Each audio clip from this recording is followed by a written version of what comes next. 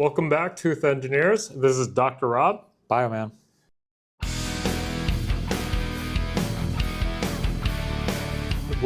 Today we are going to dive a little deeper into the foundational pieces of a tissue engineering construct. And we're going to, again, a tissue engineering construct requires three basic elements. First, cell types. Secondly, scaffold, a replica of what your extracellular matrix of your cell environment should be. And then the last thing would be the biological factors that serve as a messaging to direct the cells to regenerate a certain tissue type or tissue area. So I guess the first thing we can start with, Bioman, is the cell types. So for our tissue engineering family, can you help overview what type of cells there are that are available in the tissue engineering space? Definitely. So I would start by saying that there's really two major types of cells that we think about when we talk about regeneration.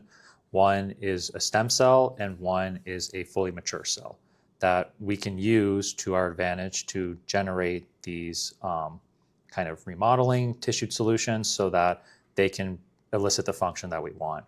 So depending on the application we're looking for, whether that's regeneration or refunctionalization, we can use stem cells and reprogram them into mature cells or leverage mature cells from primary sites, be that the animal or the human themselves, to place it in that area that is defective, and the case of what we're trying to build, teeth, so that the mature cells can basically integrate themselves with the mouth. Now, the problem with taking mature cells is that that would require us to excise healthy tissue. So as opposed to doing that, we can source stem cells from areas of the body that can rejuvenate themselves and program those to become mature cells. So in the cases of regenerating the tooth, let's say a root canal procedure needs to be done, where essential stem cells are located in that body. Instead of trying to take mature cells from the mouth and put it in that area and lose healthy tissue there, what if we can source stem cells elsewhere and reprogram those stem cells to make a new root or reprogram them to mature teeth? So that's kind of the idea of why stem cells become a lot more promising in the tissue engineering field as opposed to leveraging, say, primary cells. Beyond these two, we can always go a step back and use what are known as pluripotent stem cells. And this gets into the discussion of how well stem cells can differentiate into different tissue types. The cells that we work with, especially in the bone, in the mouth, in the teeth, these are known as multipotent cells. So they have the ability to differentiate to a limited number of types of tissues. But what if you can have a stem cell that can differentiate into anything? And these are what are known as pluripotent stem cells. There's something a little bit more potent called a totipotent, which has some of the sex germ lines, but that's, those are very hard to extract. So what we call universally potent are these induced pluripotent stem cells. The challenge with these, of course, is the ability to scale them and actually, reprogram them in a way to differentiate into anything. So at least when it comes to tooth regeneration, we try to stick to that multipotent area because those are most easily sourced. So I think that's kind of the overview. The take-home message really is that stem cells are really the way to go. We're learning more about how to control their biological function, and the better we are at modulating them to respond to the mouth, the better we can remodel that area and get towards our goal of regeneration. Yeah, no, thanks for the great overview of all the cell lines. So, I think the two tissue types that will be of interest for our tissue engineering community would be number one, bone, and number two, the actual dental layers of a tooth. So I guess the area that's near and dear to our hearts is the bone layer, right? That's so right. I guess the most popular cell lines would probably be the MSCs, the mesenchymal stem cells, and I think induced pluripotent cells have started to trickle into the bone tissue engineering space a bit. Right? I agree, let alone every other field.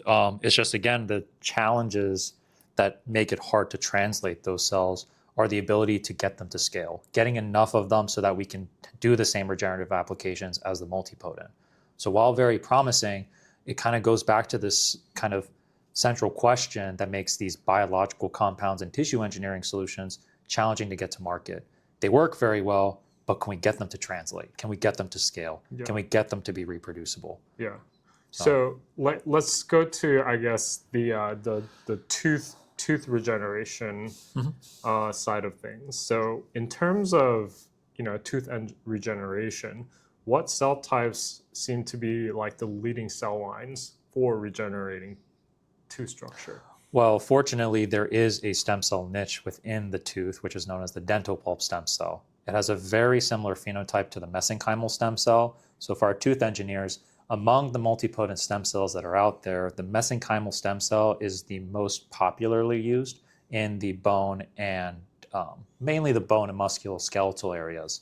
And that sort of allows us to create multiple tissues along this mesoderm, which is just a fancy word for kind of the muscles and bones and certain parts of what the embryo develops to create these, super, like, I would kind of call them larger muscle areas.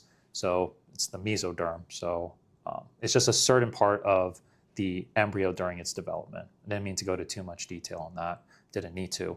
But similar to that mesenchymal stem cell, there's a mesenchymal stem cell in the mouth called the dental pulp stem cell that's very similar to this MSC cell, which has kind of the same potency or ability to differentiate into certain cell types, but it's specific to the environment of the mouth. So using those cells, which help facilitate new tooth formation, we can allow these cells under the right conditions to create necessary tooth layers, be it the dentin as well as the enamel. And that happens endogenously or within the body easily, but once you turn into an adult, these stem cells don't respond the same way. So that's where our solutions come in, where we can help program what's already in the body to respond like it would during embryonic development. So that's kind of what one of the tenet goals of tissue engineering is. We don't necessarily have to make a very complicated solution. Can we basically help refacilitate embryonic development processes so that those areas of the body can heal or form itself like they would during the stages of fetal development? I think the question we have to sort of share with our tooth engineering and engineers fam is so why is it critical for us to try to utilize like stem cells from like that same tooth tissue type? Like when it comes to tooth regeneration, why do most people source it from dentin pulp stem cells? Right. Environment plays a huge role in how stem cells behave in the body. So even though there is this potency, I kind of like to think what happens in the body or what happens in a controlled environment is kind of like a pinwheel, meaning that if you don't give the right stimuli or the right environmental conditions to a stem cell, it will randomly choose what it differentiates into. But for the most part, at least when the body matures into its adult lineages, the stem cell population limits itself, and it builds a propensity to become the phenotype associated to its environment, meaning, very fancy words for saying, if you got stem cells in your mouth, whatever remains in your mouth as a stem cell is going to want to turn into teeth. Whatever stem cells end up in, say, your brain, those are going to want to differentiate into brain cells. And that's all because it's in an environment that has peripheral cells and molecules that tell whatever's a stem cell or blank slate cell to become what's in its environment. Think of it like peer pressure, right? Like when you're a kid and you have like older people around you kind of influencing your behavior, that kid's going to be influenced by its environment and become that thing that's around them. The same with stem cells. So if those stem cells are in the mouth and you become, mature and, more of an adult, it's influenced by mouth area cells. So it's going to become a tooth. Now, the thing with stem cells is that once they differentiate into mature tissue, they typically terminally differentiate, meaning it's very hard to deprogram them back into stem cells. So once you have mature cells in your body, it doesn't go back to a stem cell. It's hard to regenerate. And certain parts of the body, they have different ways or different rates of healing. So the skin, for instance, now we're kind of swaying, but it's just to make a point. When you get a cut, it has a much faster rate of healing. But areas like the bone, which are much harder to heal, take a longer time, require more stem cells, require more biologics in it. But there are certain body parts, such as like the cartilage, which they don't have that ability to heal themselves because they don't have that stem cell population. And another concept I didn't touch, which is vascularization, becomes critical to the survival and ability to heal these areas. Now, fortunately, with the mouth, when you have this pulp area, there is to an extent some vascularization, but at the end of the day, most of the development occurs with stem cells getting recruited along that area for regeneration, which is quite limiting. So doing something endogenously or relying on the body itself or the mouth itself to heal, it's not going to happen. Once you lose your root, it's gone. Yep. So that's why I think for tissue engineers, the mouth can be a very good problem to address because it itself doesn't have that endogenous regenerative capability. We have to go in and help it. So. No, I think that's a wonderful analogy you provided, and yeah, I mean, a lot to think about when it comes to sourcing cells for a tissue engineering construct.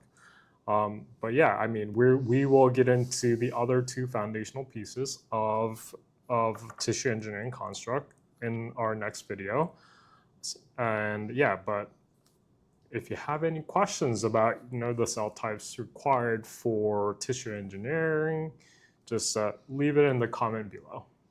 But until next time, it's been Dr. Rob And Bioman. See you guys next time. Alrighty.